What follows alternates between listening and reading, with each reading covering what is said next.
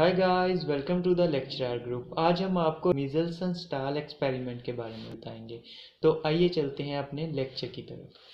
जी guys, तो अब हम चलते हैं मीजल्सन स्टार एक्सपेरिमेंट की तरफ। जैसा कि आप लोगों को मैंने लास्ट लेक्चर में बताया था कि डीएनए के रेप्लिकेशन के 3 मॉडल प्रपोज किए गए थे, एक कंजर्वेटिव, एक सेमी कंजर्वेटिव और एक डिस्पर्सिव। तो इन तीनों में से किस जो है वो मॉडल के थ्रू डीएनए रेप्लिकेट करता है, इसको जो है एक्सपेरिमेंटली प्रूव किया था मिजल्सन स्टाल ने कि सेमी कंजर्वेटिव मैनर से डीएनए रेप्लिकेट करता है। इन्होंने एक बैक्टीरिया लिया और उसको दो डिफरेंट मीडियम्स पर ग्रो करवाया। उन दोनों मीडियम में बस नाइट्रोजन बेसिस का फ़र्क था। मतलब कि एक में N14 आइसोटोप था और एक में N15। N14 आइसोटोप जो है वो लाइटर इन डेंसिटी होता है, जबकि N15 आइसोटोप हैवी होता है। तो जैसा कि आपको पता है, जब बैक्टीरिया जो है N14 मीडियम में जो है वो रेप्लिकेट करेगा तो उसका जो नया डीएनए बनेगा उसमें N14 की बेसिस ऐड होंगी जो कि लाइटर इन डेंसिटी होंगी। इसी तरह वो बैक्टीरिया जो कि N15 मीडियम में ग्रो करेगा उसमें N15 आइसोटोप की बेसिस ऐड होंगी, जिसकी वजह से उसका जो है डीएनए वो हैवी होगा। तो अब उन्होंने जो डीएनए की डेंसिटी दोनों की चेक करने के लिए जो टेक्निक यूज़ की वो कौन सी है, वो उन्होंने सीजियम क्लोराइड का ग्रेडियंट लिया और सेंट्रीफ्यूगेशन की टेक्निक को यूज़ किया। दोस्तों, सीजियम क्लोराइड का ग्रेडियंट और सेंट्रीफ्यूगेशन से क्या होता है कि जो सेपरेट हो जाते हैं पार्टिकल्स अपनी डेंसिटी की बेसिस पे। जब सेंट्रीफ्यूगेशन मशीन में टेस्ट ट्यूब को रोटेट किया जाता है तो जो हैवी डेंसिटी के पार्टिकल होते हैं वो बॉटम पे आके बैठ जाते हैं, लेयर बना लेते हैं। जो उससे ज़रा कम डेंसिटी के होते हैं वो उससे ऊपर लेयर बनाते हैं, और इसी तरह जो सबसे कम डेंसिटी के होंगे उनकी लेयर सबसे ऊपर होगी। लेकिन सेंट्रीफ्यूगेशन मशीन में याद रहे कि बहुत तेज़ स्पिन किया जाता है, तकरीबन 1 मिनट में हज़ारों बार स्पिन किया जाता है, जिसकी वजह से फोर्स जो है जैसे कि आप देख सकते हैं बाहर की तरफ लगती है, और हैवी डेंसिटी की चीज़ें जो हैं वो टॉप बॉटम पे बैठ जाती हैं और उसके बाद उससे कम डेंसिटी की। तो जब इन्होंने ऐसे ही उन दोनों बैक्टीरिया N14 मीडियम पे ग्रो करने वाले और N15 मीडियम पे ग्रो करने वाले बैक्टीरिया का डीएनए निकाल के उसको सेंट्रीफ्यूज किया सीजियम क्लोराइड के ग्रेडियंट में, तो ये इनको रिजल्ट मिला। इन्होंने देखा कि टेस्ट ट्यूब में डीएनए N14 वाला जो था वो टॉप पे उसकी लेयर बनी, जबकि N15 वाले की बॉटम पे, क्योंकि ये डेंसिटी में डिफरेंस था। N14 जो था वो लाइटर था और जो N15 था वो हैवी था।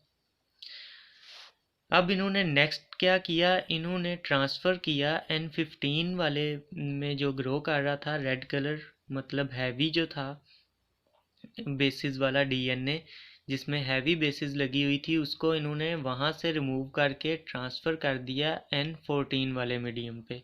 N14 वाले मीडियम पे जब वो ग्रो करेगा तो इट्स मीन के उसमें N14 वाली यानी कि लाइटर जो है वो नाइट्रोजिनस बेसिस ऐड होंगी। अब तो इन्होंने क्या किया कि वहाँ पे ट्रांसफ़र करने के बाद पहली जनरेशन के बाद, यानी कि पहली बार जब रेप्लिकेट हुआ डीएनए, तो उसका डीएनए निकाला, उस बैक्टीरिया का डीएनए निकाला जब बैक्टीरिया रेप्लिकेट हुआ तो, और उसको जो है वो सेंट्रीफ्यूज करके देखा। इसी तरह जो है वो बैक्टीरिया जब दूसरी बार सेकंड जनरेशन उसने प्रोड्यूस की तो तब भी उसका उन्होंने डीएनए निकाल के उसे सेंट्रीफ्यूज करके देखा।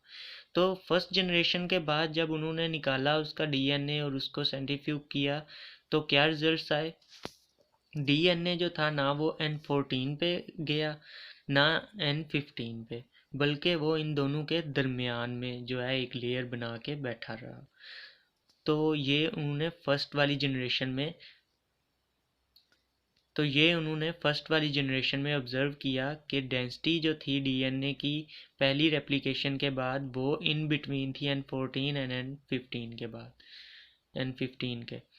और इसी तरह जब उन्होंने सेकंड जनरेशन के बाद डीएनए निकाल के जो है उसकी डेंसिटी मालूम की, यानी कि सेंट्रीफ्यूज किया, तो उन्होंने देखा कि एक लेयर तो N14 पे बनी और दूसरी लेयर वहीं पे mid between N14 and N15 बनी।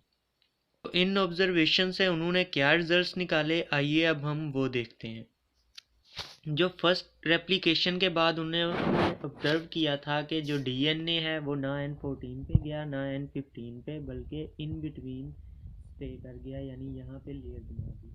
तो ये किस वजह से बनी, उन्होंने इससे जो है वो ये रिज़ल्ट निकाला कि यहाँ पे डीएनए डुप्लेक्स क्रिएट हो गया था फर्स्ट रेप्लिकेशन के बाद। डीएनए डुप्लेक्स कैसे क्रिएट होता है और क्या होता है, मैं अभी आपको बताता हूँ। ये फर्स्ट रेप्लिकेशन हुई N14 पे, जब N15 वाले मीडियम से ट्रांसफ़र किया गया डीएनए। तो ये देखें, ये एक पेरेंटल डीएनए है जो कि N15 वाला है। जब उसको जो है वो ट्रांसफ़र किया गया इस N14 मीडियम पे, तो वो सेपरेट हुआ और जो है न्यू स्ट्रैंड जो हैं वो ऐड हो गए N14 बेसिस वाले। ठीक है, तो हाफ जो है वो कंजर्व्ड है और हाफ न्यू बना है, तो इसलिए हम ये सेमी कंजर्वेटिव मॉडल के थ्रू रेप्लिकेशन हुई और ये बन गया डुप्लेक्स। डुप्लेक्स इसे बोलेंगे क्योंकि दो स्ट्रैंड हैं डिफरेंट, एक जो है N15 वाला और एक N14 वाला। तो ये जो है इनकी डेंसिटी ना तो N14 जितनी होगी ना N15 जितनी होगी, बल्कि इन दोनों के दरमियान में होगी। तो इसलिए यहाँ पे जो है ये दरमियान में जो है एक लेयर क्रिएट हुई थी। इसी तरह जो उन्होंने सेकंड जो है वो ऑब्जर्वेशन की थी कि एक तो लेयर दरमियान में बनी और एक N14 पे, तो वो क्यों बनी, उसका इन्होंने क्या रिज़ल्ट निकाला। उन्होंने बताया कि सेकंड रेप्लिकेशन जब हुई N14 पे, तो फिर से सेमी कंजर्वेटिव ही जो है वो रेप्लिकेशन हुई कि ये वाला जो पेरेंटल स्ट्रैंड है रेड, उसके सामने N14 की जो है वो बेसिस जो है वो उसका स्ट्रैंड बन गया, तो ये डुप्लेक्स बन गया। इसी तरह जो पहले से N14 है उसके सामने भी दोबारा N14 का बना, तो ये प्योर N14 का स्ट्रैंड ही बन गया।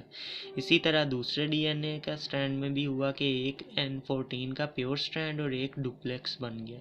अब ये जो डुप्लेक्स थे दोनों, ये वाला और ये वाला, ये in between N14 and N15 के लेयर बना दी इन्होंने, और इसी तरह जो ये प्योर N14 के थे उन्होंने जाके N14 पे लेयर बना दी। तो यहाँ पे भी सेमी कंजर्वेटिव जो है वो रेप्लिकेशन हुई और हाफ जो डीएनए है वो पेरेंटल स्ट्रैंड का था और हाफ जो है वो न्यू जनरेट हुआ। तो इस तरह से ये प्रूव हो गया कि जो डीएनए रेप्लिकेट करता है वो हमेशा सेमी कंजर्वेटिव मॉडल के थ्रू करता है। तो ये था आज का हमारा लेक्चर। आई होप सो कि आपको समझ आई होगी। अगर आपको समझ आई है तो प्लीज़ वीडियो को लाइक, शेयर और कमेंट ज़रूर कीजिएगा, और अगर आपने चैनल सब्सक्राइब नहीं किया तो प्लीज़ उसको भी सब्सक्राइब कर दीजिएगा।